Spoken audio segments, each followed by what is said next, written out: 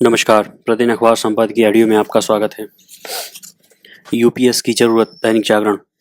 रेवड़ी संस्कृति का बढ़ता रूप, प्रतिस्पर्धा बढ़ाए ई कॉमर्स नीति, बिजनेस स्टैंडर्ड। आमदनी बढ़ाने में बांस की खेती होगी कारगर, सुनिश्चित पेंशन की गारंटी राष्ट्रीय सहारा, वैश्विक शांति के लिए अहम। अब आर्टिकल विस्तार से। यूपीएस की जरूरत, दैनिक जागरण। सरकारी कर्मचारियों के लिए एकीकृत पेंशन योजना अर्थात यूपीएस लाकर केंद्र सरकार ने लाखों कर्मचारियों की एक पुरानी मांग को पूरा करने की दिशा में एक ठोस कदम उठाया है। ऐसा कोई कदम उठाया जाना इसलिए आवश्यक हो गया था क्योंकि 2004 में लागू की गई नई पेंशन योजना यानी एनपीएस सरकारी कर्मचारियों के हितों की पूर्ति में सहायक नहीं बन रही थी और इसीलिए उसे लेकर असंतोष था। इसी असंतोष के चलते कुछ राजनीतिक दल पुरानी पेंशन योजना यानी ओपीएस लागू करने का वादा कर राजनीतिक लाभ लेने की कोशिश कर रहे थे, लेकिन यह संकीर्ण राजनीति ही थी और इसीलिए हिमाचल प्रदेश और कुछ अन्य राज्य सरकारों ने पुरानी पेंशन योजना लागू करने की जो घोषणा की उस पर अमल नहीं कर सकी। तथ्य यह भी है कि कांग्रेस को हिमाचल प्रदेश के अलावा अन्य कोई चुनावी लाभ भी नहीं मिला और यही कारण रहा कि लोकसभा चुनाव में कांग्रेस ने पुरानी पेंशन योजना को लेकर कहीं कोई वादा भी नहीं किया। ये आश्चर्यजनक है कि अब वही कांग्रेस यूपीएस को लेकर सरकार पर तंज कस रही है और इस योजना को सरकार का एक और यू टर्न बता रही है। स्पष्ट है कि कांग्रेस और विपक्ष के अन्य नेता यह भूल रहे हैं कि बहुत पहले वित्त मंत्री निर्मला सीतारमण ने एक नई पेंशन योजना लाने का वादा किया था और इस संदर्भ में एक समिति भी गठित की थी। यह अच्छा हुआ कि सरकार यूपीएस के रूप में एक ऐसी पेंशन योजना लाने में समर्थ रही जो सरकारी कर्मचारियों को भी संतुष्ट करेगी और सरकार के लिए बहुत अधिक बोझ भी नहीं साबित होगी। यह योजना इसलिए सरकारी कर्मचारियों को संतुष्ट करने वाली है क्योंकि यह काफ़ी कुछ पुरानी पेंशन योजना सरीखी है। अंतर केवल इतना है कि इस नई पेंशन योजना में कर्मचारियों को 10% योगदान देना होगा। इससे उन्हें कोई समस्या नहीं आने वाली है क्योंकि नई पेंशन योजना में भी वे इतना ही अंशदान देते थे, लेकिन उनमें कितनी पेंशन मिलेगी इसे लेकर अनिश्चितता रहती थी। यह लगभग तय है कि राज्य सरकारें भी यूपीएस को अपनाना पसंद करेंगी और महाराष्ट्र सरकार ने तो इस दिशा में पहल भी कर दी है। सरकारी कर्मचारियों के पेंशन के एक जटिल मसले को सुलझाने के बाद केंद्र सरकार के लिए उचित होगा कि ईपीएस 95 को भी ऐसा स्वरूप देने की दिशा में आगे बढ़े जिससे निजी क्षेत्र के कर्मचारियों के हितों की पूर्ति हो। यूपीएस लाकर केंद्र सरकार ने केवल सरकारी कर्मचारियों की एक मांग ही नहीं पूरी की बल्कि संभावित राजनीतिक नुकसान से बचने का भी उपाय किया है। अब जब सरकारी कर्मचारियों के पेंशन हितों की रक्षा के लिए एक कदम उठा लिया गया है तब उनके लिए भी ये आवश्यक हो जाता है कि वे अपने कामकाज में जवाबदेही और जिम्मेदारी का परिचय दें। इनसे कोई इनकार नहीं कर सकता है कि सरकारी कामकाज के तौर तरीके में सुधार की आवश्यकता है। रेवड़ी संस्कृति का बढ़ता रूप, डॉक्टर जगदीप सिंह लेखक राजनीति शास्त्र के प्रोफेसर हैं। जम्मू कश्मीर विधानसभा के चुनाव नजदीक आते ही राजनीतिक दल तैयारियों में जुट गए हैं। सभी अपना चुनावी घोषणा पत्र जारी कर रहे हैं। घोषणा पत्र वह दस्तावेज होता है जो चुनाव लड़ने वाले सभी राजनीतिक दल जारी करते हैं, जिसमें वे जनता के सामने अपने वादे रखते हैं, इसके जरिए बताते हैं कि वे चुनाव जीतने के बाद जनता से क्या क्या करेंगे, उनकी नीतियाँ क्या होंगी, सरकार किस तरह से चलाएंगे और उससे जनता को क्या फ़ायदा मिलेगा। हालांकि वास्तविकता में घोषणा पत्र वादों का पिटारा मात्र होता है। राजनीतिक दल लोगों के वोट पाने के लिए मुफ्त बिजली, पानी की आपूर्ति, बेरोजगारों, दैनिक वेतनभोगी श्रमिकों और महिलाओं को भत्ता, साथ साथ गैजेट जैसे लैपटॉप, स्मार्टफोन आदि देने का वादा करते हैं, लेकिन ये कितने पूरे होते हैं ये अलग चर्चा का विषय है।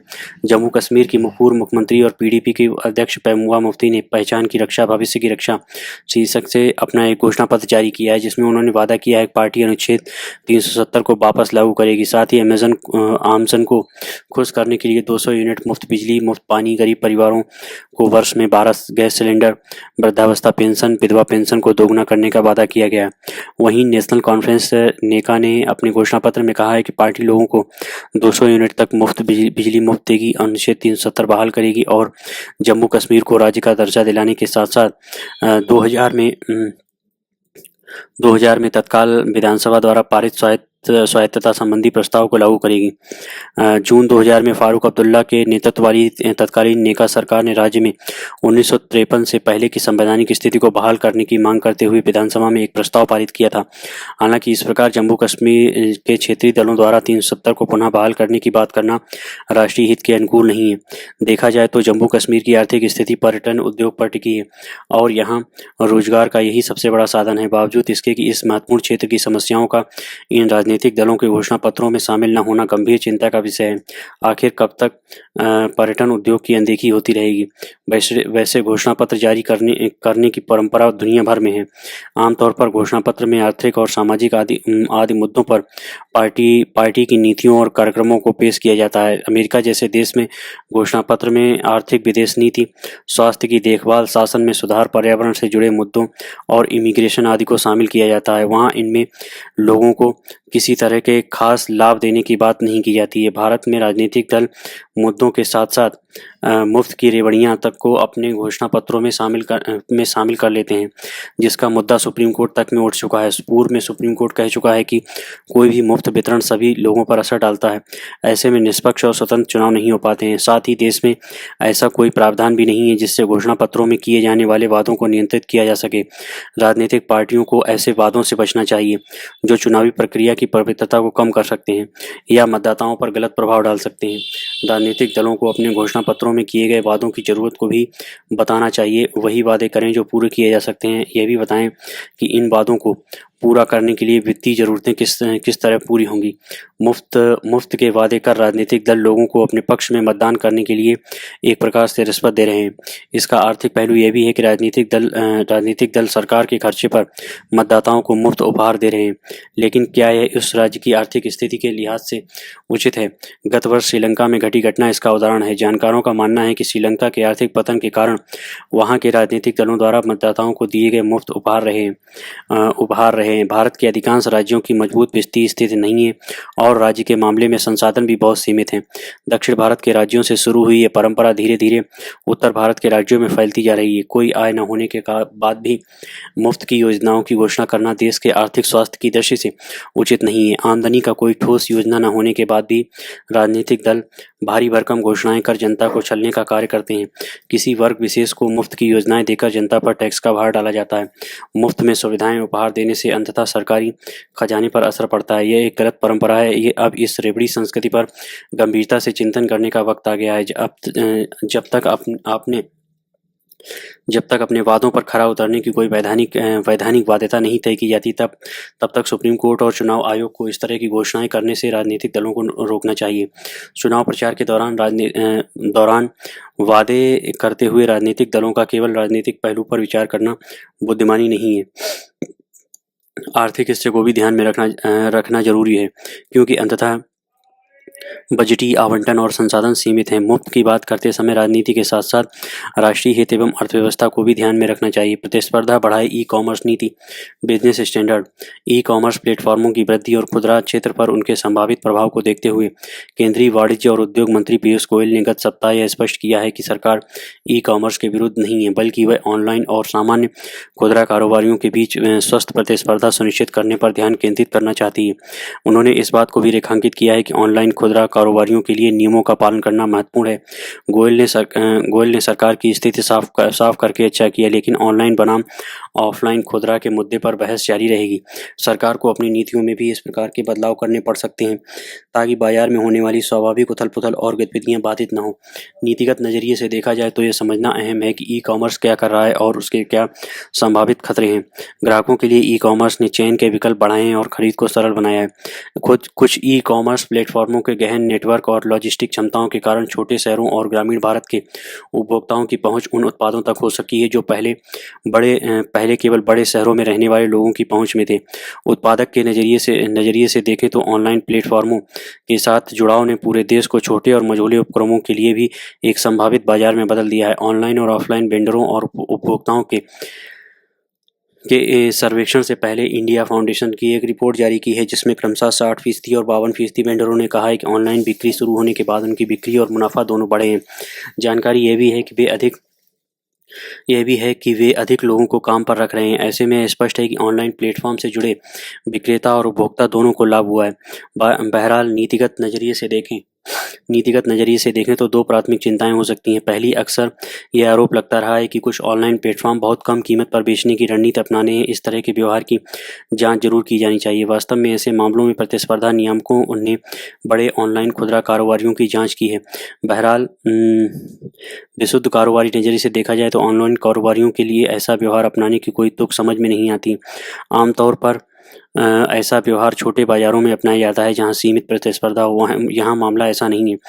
दो बड़े विदेशी फंडिंग वाले ई कॉमर्स प्लेटफॉर्म अब ढेर सारे घरेलू प्लेटफॉर्मों के साथ प्रतिस्पर्धा कर रहे हैं। इनमें कुछ ऐसे प्लेटफॉर्म भी हैं जिनका स्वामित्व देश देश के बड़े औद्योगिक घराने के पास है। ध्यान रहे कि क्विक कॉमर्स यानी शीघ्र सामान पहुंचाने वाली सेवाएं अब जोर पकड़ रही हैं। ये भारी छूट वाली सेवाओं के मुकाबले तेजी से बढ़ रही हैं। इससे पता चलता है कि ऑनलाइन खुदरा कारोबार काफ़ी प्रतिस्पर्धा है और यहाँ प्रवेश बाधा वैसा नहीं है जैसा पहले सोचा जाता था। नीति निर्माताओं की दूसरी सबसे बड़ी चिंता रोजगार की हो सकती है। आमतौर पर बड़ी संख्या में लोग आजीविका के लिए आसपास की दुकानों पर निर्भर होते हैं। हालांकि ऑनलाइन खुदरा ने किराना दुकानों पर अधिक असर नहीं डाला है, लेकिन उनकी इंटरनेट पहुंच के कारण आने वाले सालों में कुछ उथल पुथल हो सकती है। कल खुदरा कारोबार में ई कॉमर्स की हिस्सेदारी 8% है और ये तेज़ी से बढ़ रही है।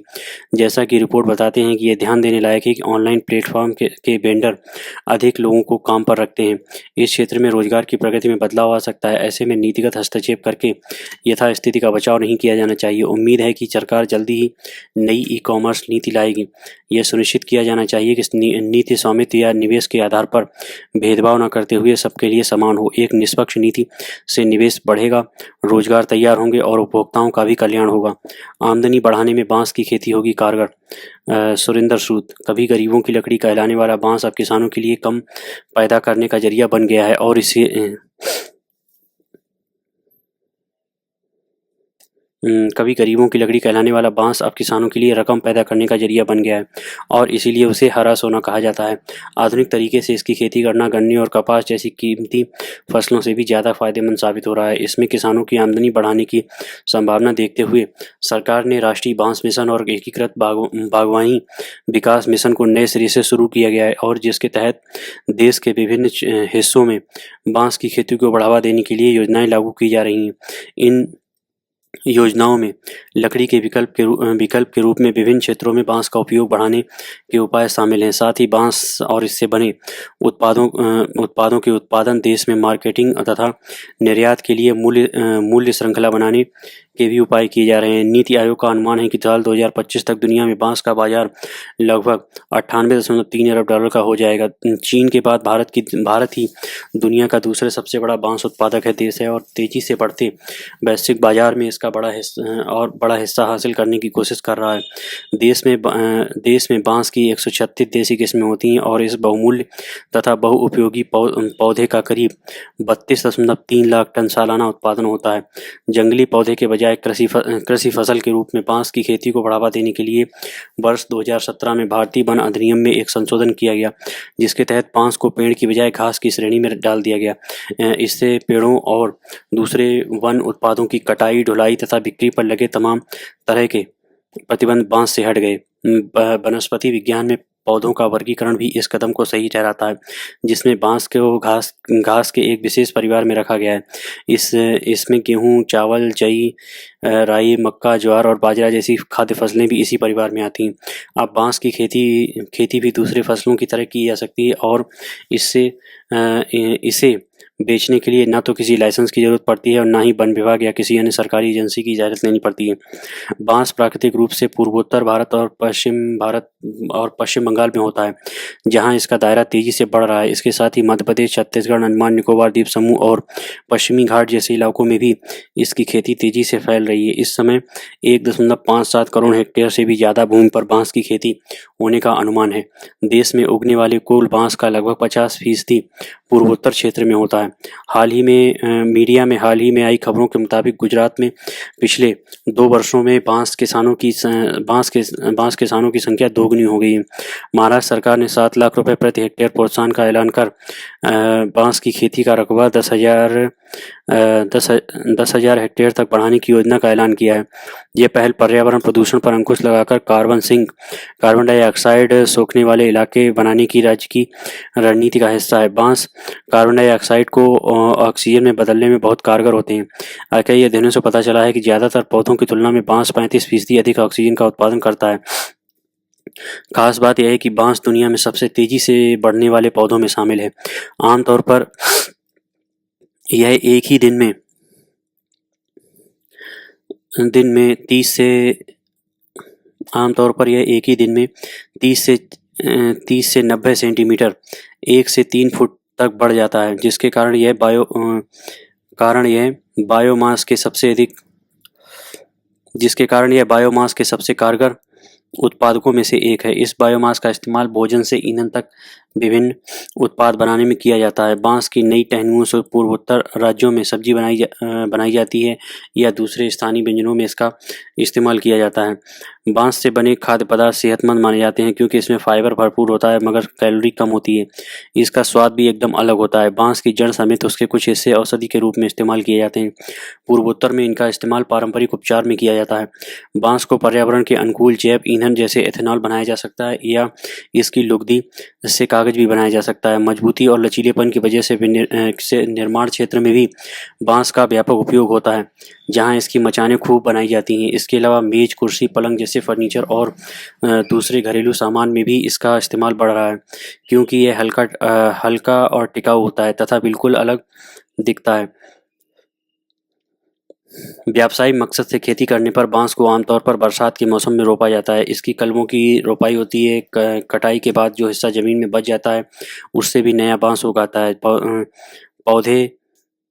पौधे को कटाई के लायक बनाने में करीब 5 वर्ष लग जाते हैं। बांस की रोपाई के बाद शुरुआती 2-3 वर्षों में इसके पौधों के बीच मौजूद जगह में हल्दी, मिर्च और अदरक जैसी कई फसल उगाई जा सकती हैं, जिनसे अतिरिक्त कमाई हो जाती है। 1 हेक्टेयर रकबे में औसतन 30 से 35 टन बांस सालाना होता है।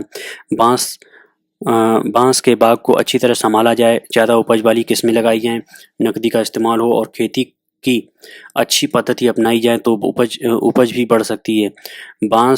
बीमा बांस जैव प्रौद्योगिकी के जरिए तैयार की गई बांस की अधिक उपज वाली किस्म है जो सबसे ज़्यादा लोकप्रिय है।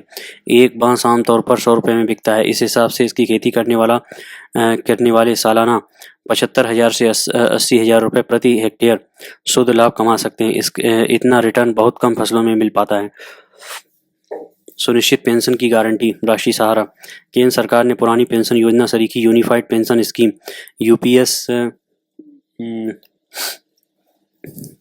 यूपीएस की शुक्रवार को घोषणा की। सुनिश्चित पेंशन की अरसे से सरकारी कर्मचारी मांग करते रहे हैं, जिसके दबाव में मोदी सरकार को यह फैसला करना पड़ा है। कांग्रेस सहित तमाम विपक्षी दलों ने भी बराबर दबाव बना रखा था। योजना के अनुसार कर्मचारी के रिटायर होने पर सेवानिवृत्ति के दिन के पहले के 12 महीने के औसत कर्मचारी के रिटायर होने पर सेवानिवृत्ति के दिन से पहले के 12 महीने के औसत वेतनमान का 50% पेंशन के रूप में सुनिश्चित मिलेगा। क्वालिफाइंग सर्विस 25 साल होगी। 10 साल से 25 साल तक नौकरी करने वाले कर्मचारियों को उसी अनुपात में पेंशन मिलेगी। यूपीएस 1 अप्रैल 2025 से लागू होगी। मौजूदा एनपीएस भी जारी रहेगी।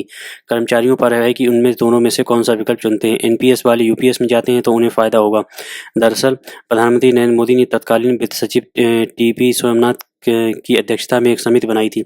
समिति ने कर्मचारियों के कल्याण और सुरक्षित भविष्य के मद्देनज़र पेंशन के मसले पर गहनता से अध्ययन किया। समिति की सिफारिशों के आधार पर मोदी मंत्रिमंडल ने यूपीएस संबंधी फैसला किया है। अलबत्ता फैसले की टाइमिंग को लेकर काफ़ी कुछ कहा जा सकता है। सबसे पहले तो यही कि लोकसभा चुनाव में पार्टी को मिले झटके के बाद कई राज्यों में आने वाले असेंबली चुनाव में भाजपा कोई जोखिम नहीं लेना चाहती है। हरियाणा और जम्मू कश्मीर में तो असेंबली चुनाव का ऐलान भी हो चुका है। जल्द ही महाराष्ट्र और झारखंड में भी चुनाव होने वाले हैं। 2024 के चुनाव में भाजपा के सदस्यों की संख्या 303 से गिरकर 240 पर रह गई थी। उसे अपने तय स्पष्ट बहुमत की सरकार के बजाय सहयोगी दलों के साथ बने गठबंधन एनडीए की सरकार का नेतृत्व करना पड़ रहा है। 2024 में अपेक्षानुरूप प्रदर्शन न कर पाने के पीछे तमाम कारक गिनाए जा सकते हैं, लेकिन अग्निवीर, पुरानी पेंशन योजना, ओपीएस और आरक्षण, किसानों के मुद्दे ऐसे रहे हैं जिसके चलते भाजपा को झटका लगा है। पेंशन का मुद्दा खासा संवेदनशील है। 23 लाख कर्मचारी राज्य सरकार भी इसे लागू करती है तो संख्या 90 लाख हो जाएगी। यूपीएस से लाभान्वित होने वाले हैं, जिसकी अनदेखी का जोखिम भारी पड़ सकता है। यूपीएस से सरकार ने मध्यम वर्ग को राहत देने की कोशिश की है, जिसका उसे चुनाव में फ़ायदा होता दिख रहा है। वैश्विक शांति के लिए अहम भारतीय सनातन संस्कृति में रची बसी वसुधैव कुटुंबकम की अवधारणा आज वैश्विक पटल पर परचम लहरा रही है। आज यूक्रेन रूस युद्ध में प्रधानमंत्री नरेंद्र मोदी की वसुधैव कुटुंबकम आधारित विदेश नीति से वैश्विक शांति एवं जन कल्याण की बहाली की कवायद हो रही है। यूक्रेन रूस युद्ध में प्रधानमंत्री मोदी का कीव पहुंचकर यूक्रेन के राष्ट्रपति व्लादिमीर जेलेंस्की से मुलाकात करना वैश्विक शांति की दिशा में महत्वपूर्ण कदम माना जा रहा है। यह दौरा इसीलिए भी महत्वपूर्ण है कि इससे पहले मोदी ने 8-9 जुलाई को मॉस्को में रूस के राष्ट्रपति व्लादिमीर पुतिन से मुलाकात की थी। युद्ध काल में प्रधानमंत्री का कीव पहुंचना इसलिए भी महत्वपूर्ण माना जा रहा है कि यूएसएसआर से टूटकर यूक्रेन देश बनने के बाद पहली बार भारत के किसी प्रधानमंत्री का यूक्रेन दौरा है। 2022 में यूक्रेन रूस युद्ध शुरू होने के बाद से प्रधानमंत्री मोदी कई वैश्विक मंच से दोनों देशों को संदेश देते रहे हैं। यह युग युद्ध का नहीं है। भारत शांति और स्थिरता की जल्द बहाली के लिए डायलॉग और डिप्लोमेसी का समर्थन करता है। किसी भी संकट में मासूम लोगों की जान हानि पूरी मानवता के लिए सबसे बड़ी चुनौती बन गई है। मानवता पर हो रहे आघात पर वह देश चुप नहीं बैठ सकता जो वसुधैव कुटुंबकम आधारित विदेश नीति को लेकर वैश्विक शांति, जन कल्याण और विकास के लिए काम करता रहा है। 2014 में सत्ता संभालने के बाद ही प्रधानमंत्री मोदी ने भारत की विदेश नीति को लेकर स्पष्ट कर दिया था। उन्होंने कहा था, एक वक्त वह था जब हम समुद्र किनारे लहरें गिना करते थे, लेकिन अब वक्त आ गया है कि हम पतवार लेकर समुद्र में खुद उतरें। उन्होंने स्पष्ट कर दिया है कि वसुधैव कुटुंबकम की अवधारणा को लेकर चले हैं तो अपने घर में शांति और सद्भाव से बैठकर काम नहीं चलेगा, बल्कि उसे साकार करने के लिए हर संभव प्रयास करना होगा।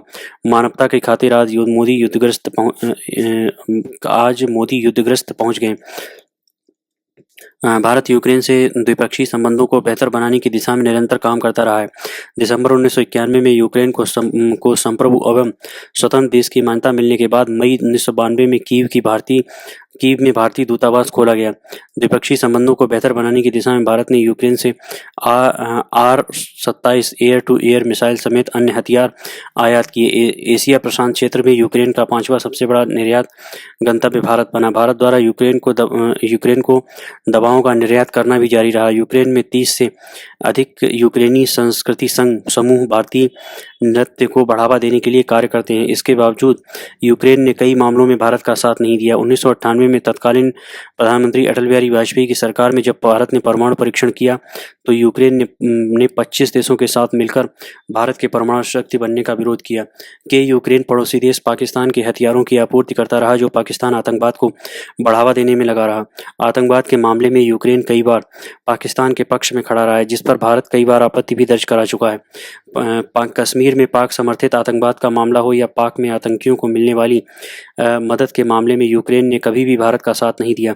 लेकिन मानवता एवं विश्व बंधुत्व की भावना को लेकर भारत को सशक्त राष्ट्र बनाने वाले प्रधानमंत्री मोदी यूक्रेन रूस युद्ध के खिलाफ रहे। मोदी की कूटनीति में भू राजनीतिक स्तर पर भारत तेजी से ताकतवर बना है। यूक्रेन रूस युद्ध शुरू होने के बाद से अब तक भारत दोनों देशों से किसी के भी साथ खड़ा नजर नहीं आया। रूस दौरे के दौरान पीएम मोदी के राष्ट्रपति पुतिन के गले मिलने की जमकर आलोचना की गई थी, मगर प्रधानमंत्री मोदी कीव पहुंचकर राष्ट्रपति जेलेंस्की के साथ कीव में भारत नेशनल म्यूजियम गए और जंग में मारे गए बच्चों को श्रद्धांजलि दी। फोमिन बॉटेनिकल गार्डन में पीएम मोदी ने महात्मा गांधी की प्रतिमा पर श्रद्धांजलि अर्पित करते हुए विश्व को एक बार फिर अहिंसा का पाठ याद दिलाया। मोदी ने एक्स पर लिखा, बापू की प्रतिमा पूरी दुनिया में है। यह लाखों लोगों को उम्मीद देती है। बापू ने इंसानियत का जो रास्ता दिखाया है उस पर हम सबको चलना चाहिए। ये बातें भले ही छोटी लग सकती हैं, लेकिन भू राजनीति में बड़े बदलाव के संकेत दे रही हैं। जिस तरह से पीएम मोदी ने राष्ट्रपति जेलेंस्की के कंधे पर हाथ रखकर जंग में मारे गए बच्चों की याद में लगी प्रदर्शनी देखी, उससे स्पष्ट हो गया कि भारत मानवता को चुनौती देने वाली है इस हर समस्या का समाधान निकलने में योगदान देगा। पीएम मोदी और राष्ट्रपति जेलेंस्की की द्विपक्षीय वार्ता का परिणाम भले ही तुरंत न दिखे, किंतु इसका दीर्घकालिक परिणाम यूरेशिया पर पड़ेगा, जो शांति और मानवता की बेहतरी के लिए होगा। दीर्घकालिक परिणाम हो या त्वरित परिणाम, इस प्रकार की विदेश नीति भारत के लिए कोई नई नहीं है। प्रधानमंत्री मोदी की विदेश नीति में भारत के मान सम्मान के साथ हर देश से आंख में आंख डालकर बातचीत करना और मित्रता बनाए रखना है। पीएम मोदी एक तरफ रूस से S-400 मिसाइल खरीदते हैं तो दूसरी ओर अमेरिका से सेमीकंडक्टर चिप बनाने की तकनीक एवं उत्पादन में सहयोग भी प्राप्त करते हैं, जबकि दोनों देश परस्पर घोर विरोधी हैं। प्रधानमंत्री मोदी इजराइल भी गए हैं और फिलिस्तीन भी, ईरान भी गए हैं और इजराइल भी, जबकि ये देश परस्पर कट्टर विरोधी हैं, किंतु भारत के इन देशों से अच्छे संबंध हैं। सशक्त हाथों से पतवार थामे समुद्र की लहरों पर आगे बढ़ने का परिणाम है कि प्रधानमंत्री नरेंद्र मोदी विश्व में लोकप्रिय नेता होने के साथ ही सर्वमान्य नेता के रूप में स्वीकारे जाने लगे हैं। मोदी की वैश्विक नेतृत्व क्षमता का ही परिणाम है कि उनके यूक्रेन दौरे के दौरान रूस ने 8 घंटे का सीज फायर कर दिया। तभी तो संयुक्त राष्ट्र के महासचिव एंटोनी गुटेरेस भी प्रधानमंत्री मोदी के यूक्रेन दौरे से लेकर आशान्वित हैं। उन्होंने यहाँ तक कहा कि पीएम मोदी का यूक्रेन दौरा शांति लाने में मददगार साबित होगा। हमें उम्मीद है कि ये यात्राएं असर दिखाएंगी। सिर्फ संयुक्त राष्ट्र ही नहीं, बल्कि अमेरिका और यूरोप के राष्ट्राध्यक्ष भी प्रधानमंत्री नरेंद्र मोदी की यात्रा पर टकटकी लगाए रहे। भारत में कहीं जाने वाली बातों पर अब दुनिया भरोसा करने लगी है कि मोदी है तो मुमकिन है। धन्यवाद।